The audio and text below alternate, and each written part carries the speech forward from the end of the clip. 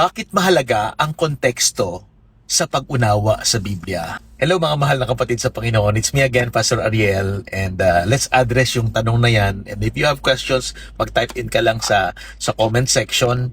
Whatever topic, and we'll see to it. We'll try our best to be of help sa atin, sa iyo, at sa ating mga mahal na kapatid sa pananampalataya sa Panginoon. So let's move.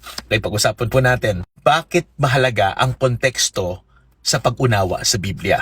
Dahil kahit tama po yung talata, kapag mali po yung konteksto, magiging mali po yung interpretasyon. At kapag mali po ang interpretasyon, magiging mali rin po yung aplikasyon po niyan sa ating mga buhay. At kapag mali po yung aplikasyon, mali rin yung magiging direksyon ng ating buhay, mga mahal kong kapatid.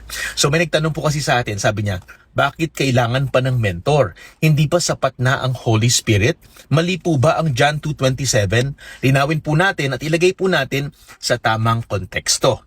Hindi po mali yung talata, pero pwedeng mali po ang pagkaintindi natin. 1 John 2:27 tells us, ngunit ang spirito na tinanggap nyo mula kay Kristo ay nananatili sa inyo, kaya't hindi na ninyo kailangan turuan pa kayo ng ninuman, sapagkat ang spirito ang nagtuturo sa inyo at ang ituturo niya ay, totoo, yun po yung sabi. Ngayon, gamitin po natin ang buong Biblia ha, hindi po isang talata lang. Kasi kung literal mong sasabihin na hindi na kailangan ng guro o mentor, magkakaroon po ng contradiction sa Biblia, tama ba? Dahil ang parehong Biblia po ang nagsabi rin. Ano yun? May mga pastor at guro, no? May mga nagtuturo sa iglesia. Ano pa? May mga instruction po na magturo po tayo sa ibang tao. So ang tanong, alin po ang tama? 'Di ba? Pareho pong tama. Kung tama po ang konteksto. Kaya napakalaga may mentor po eh. Ito yung pong malinaw. Ang 1 John 1:27 po ay hindi nagsasabing wala ng guro. Sinasabi niya na hindi ka na dapat malinglang ng turo dahil ang Holy Spirit ang mag-iingat sa iyo sa katotohanan. So in other words, ang tinuturo po doon, the Spirit does not eliminate teaching.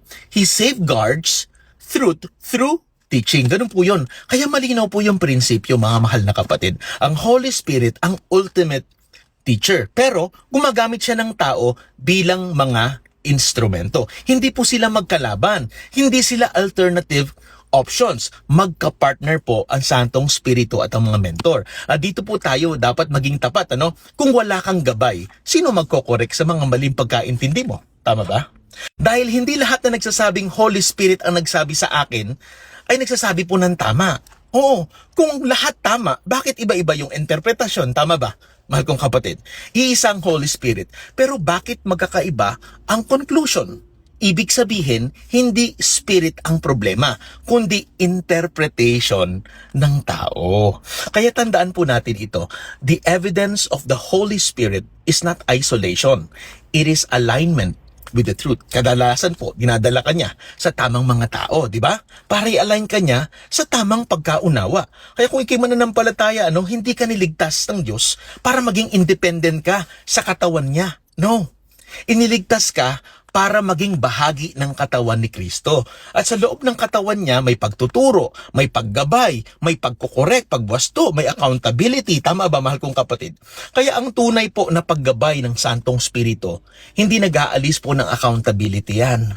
Dinadala kanya, as a matter of fact, sa mga tao na tutulong sa iyo na lumakad sa katwiran at katotohanan. So mga mahal kong kapatid sa Panginoon, ang taong ayaw magpakorek, madalas gumagamit ng Holy Spirit, hindi actually bilang gabay, kundi bilang pananggalang nila. Pero ang tunay na ginagabayan po ng Santong Spirito, hindi yan takot sa pagtutuwid, hindi yan takot sa pagkakorek, hindi yan takot pag itinatama, kundi may pandinig na willing magpabago upang patuloy na lumago para sa kalulhatian ng Diyos. I hope nakatulong sa atin, mahal na kapatid. Ito po si Pastor Ariel. At nais ko po ng bawat isa sa atin ay magningning tulad ng tala sa langit. So keep shining and stay amazing.